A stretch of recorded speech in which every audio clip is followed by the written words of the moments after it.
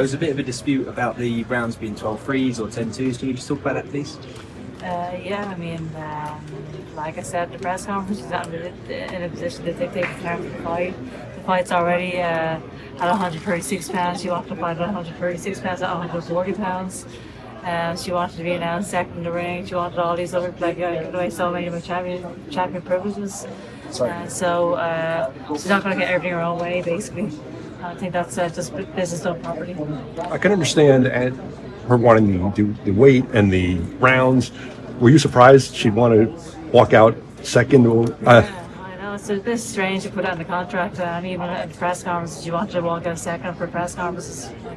Fair enough, I don't really care about that stuff anyway. But it's a bit embarrassing, I think. She's not the champion.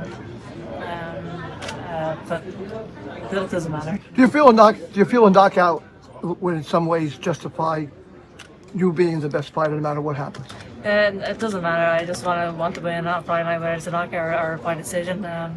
All the controversy over the last two fights, that really doesn't bother me. I don't care about that stuff. All I care about is that my hand was raised twice and deservedly so. Some of the noise, Katie, from them sort of annoyed you. You seem quite fired up. Really? Yeah, just like even sort of way you were hitting. Is me fired up? I don't think I'm very calm, actually. No, I'm not fired up at all. I'm just, I think I've been very calm all throughout this camp, throughout these press conferences, but I am allowed to speak up as well. Yeah, absolutely.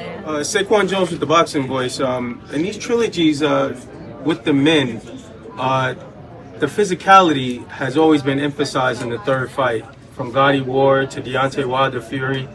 No one's really emphasized how physical these fights are between you and between you and Amanda. Do you think that's because you guys are women and they're not really saying anything about how hard these fights are between you two? Do you think that there may be some residual damage because of how physical these fights are? There's definitely tough fights. They definitely take their toll on you for sure. But coming back into training camp again for this fight, I actually feel good. I feel great. My sparring was fantastic. I don't feel like it's taken anything away from me physically, thank God. So I feel like I am going into this trilogy strong, stronger than ever, really. And so, but yeah, definitely the two fights have been grueling. But thankfully, I feel good to share it right now. Katie, what do you think that you have that Serrano does not? Well, I think the fights obviously were close and went great, but I think I'm a better fighter overall. The first fight I outboxed her, the second fight I outfought her. So I believe I can beat her in any distance. And do you feel like there's real beef between you guys? Would you guys ever be real friends outside the ring? That's what we want to know. I think there's a lot of mutual respect between myself and Amanda. I think even off camera, when nobody's around, we've had great conversations as well. Obviously, when at press conferences, when things are said, those are the things that are highlighted, but we definitely have a lot of mutual respect towards each other, and I think she's a fantastic person. You talked about not thinking you could ever be bigger than the first fight was. Do you remember anything during either that lead up or that night when it's wow, this was bigger than I expected it to be? Yeah, I think when I walked out for the ring walk, I couldn't believe how loud it was in the arena that night. I knew it was going to be packed. I knew it was going to be an amazing atmosphere, but I couldn't believe how loud it was in there.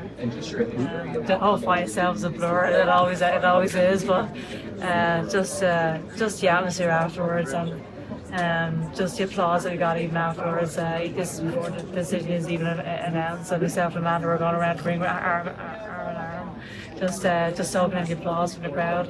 Just the respect that we got from every single person in the audience that night was very, very When special. you were doing your ring walk, I mean, is it hard to concentrate? I assume you focused on you're about to go fight. Yeah.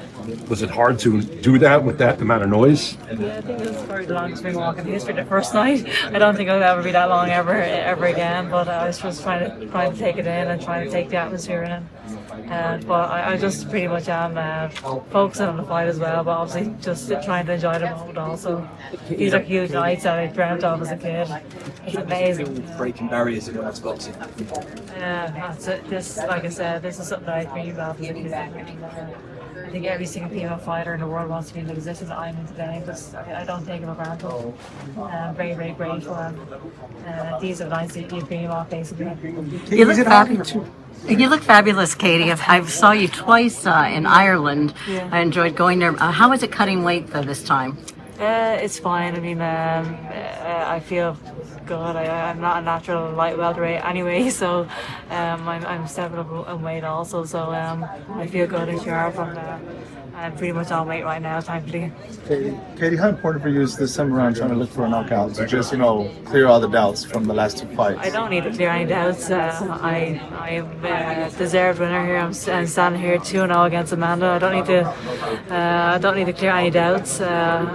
I'm the undisputed champion. I am going into this fight, like I said, 2-0. And as long as my arm is raised and pride and I, whether it's a knockout or whether it's by decision, I don't really care.